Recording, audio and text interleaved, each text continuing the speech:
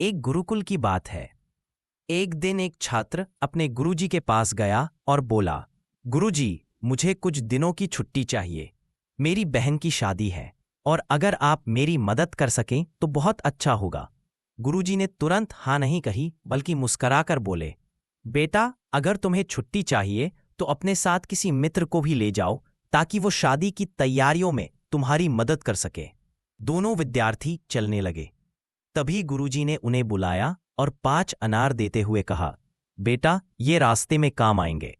गुरुकुल से बाहर निकलते ही जिसकी बहन की शादी थी, उसने अपने मित्र से कहा, देख मेरे दोस्त, मैंने अपना पूरा जीवन गुरुजी की सेवा में लगा दिया और बदले में गुरुजी ने मुझे क्या दिया? सिर्फ 5 अनार। दोनों आगे बढ़ते गए। रास्ते में एक रेतीले इलाके में पहुंचे जहां एक शाही दूत आवाज लगा रहा था, क्या किसी के पास अनार है? उन्होंने कहा, हाँ, हमारे पास अनार है, लेकिन किसे चाहिए?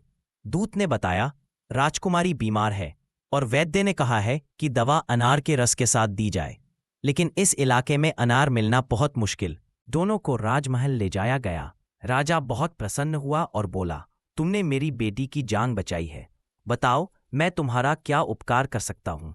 शिष्य ने कहा, महाराज, मेरी बहन की शादी है, लेकिन हम बहुत गरीब हैं, समझ नहीं आता कैसे होगी।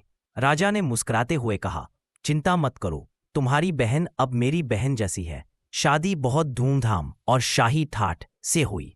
जब दोनों शिष्य वापस गुरुकुल लौट रहे थे तो साथ आए हुए शिष्य ने कहा, देखा, गुरुजी ने पहले ही सब सोचा हुआ था। उन 5 अनारों के पीछे कोई न कोई योजना जरूर थी। वास्तव में उन 5 अनारों की वजह से वह शादी इतनी खास बन गई कि जिंदगी भर याद रही।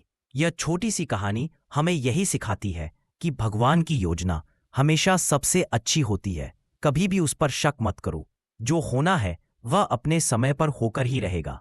ऐसी और कहानियां देखने के लिए लाइक और सब्सक्राइब करें।